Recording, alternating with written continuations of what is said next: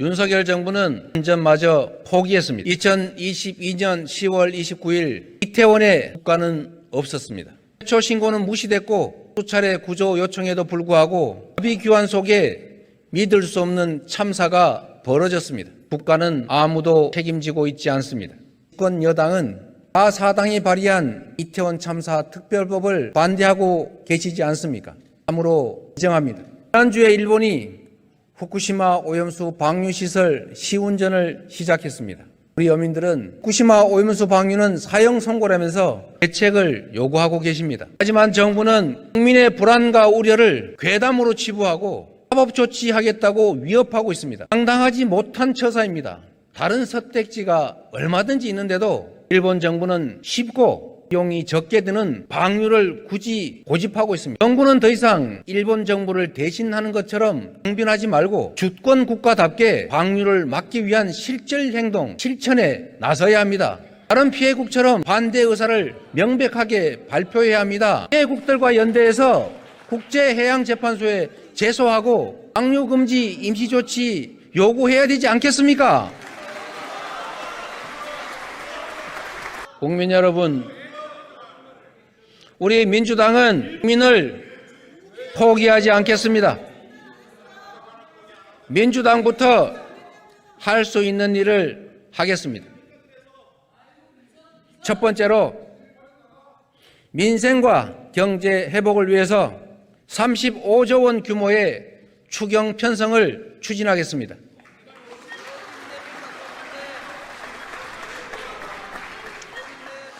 고금리로 절벽에 내몰리는 서민들부터 구해야 합니다.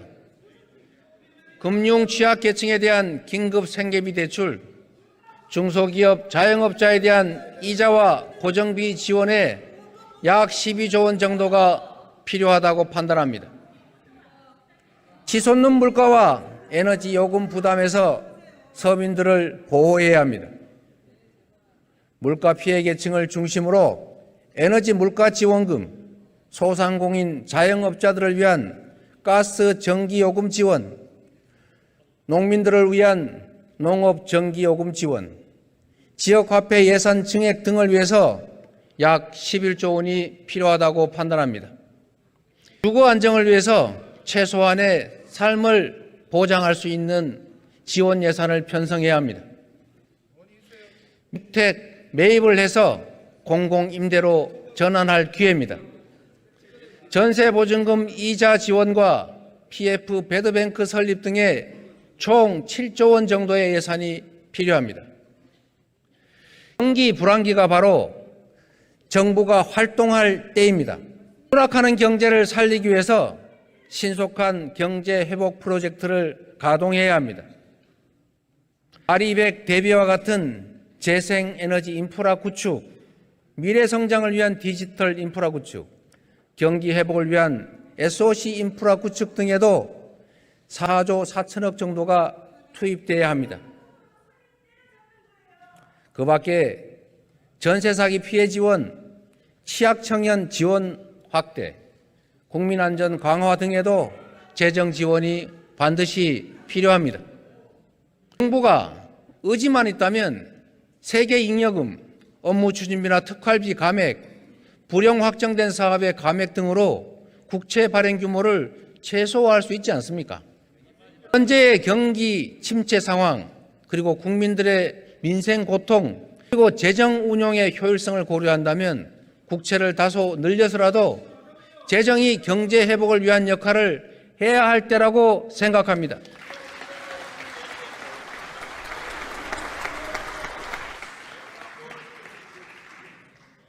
국민의힘 의원님 여러분, 비난만 하지 말고 제 말씀을 좀 들어보십시오. 21년 기준으로 우리나라 국가 부채 비율은 51%입니다.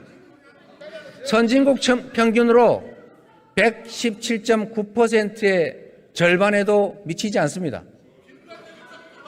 미국 128.1%, 일본 262.5%, 안정적 경제를 자랑하는 독일도 70%에 달합니다.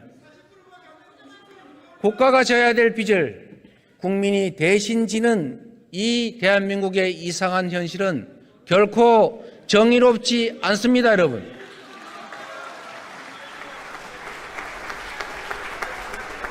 적시의 재정 지원은 사후 약방문 비용을 아끼는 길이기도 합니다. 정부 여당도 추경 필요성을 이해하시고 지혜를 모아주시기를 당부드립니다. 두 번째, 전세 사기 대책을 시급하게 보완하겠습니다. 가슴에 태극마크를 달았던 30대 전세 사기 피해자가